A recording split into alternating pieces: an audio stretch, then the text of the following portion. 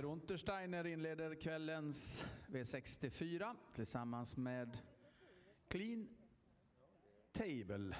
Grattis! Tack så mycket. Nu vann du med han igen, fast det var ett tag sedan sist här på Jägersro. Ja, han är faktiskt obesegrad i år och det var långt mellan starterna. Men vi i samråd med ägarna så bestämde vi att operera framknäna och så det tar sin tid.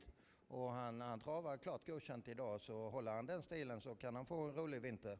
Det var lite spännande där i början, va? Ja, jag fick ju en väldigt dålig start, så Adrian häst var ju snabbare. Men så hade jag ju tur att den galopperade.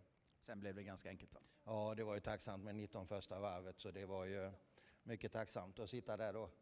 Nu kan du vända hemåt igen norrut efter väl förrättat värv här. Ja, när ni kör sista loppet är jag nog hemma i Halmstad. Grattis! Tack! Peter Untersteiner med en styrning idag och en seger, och den tar han alltså med Clean Table.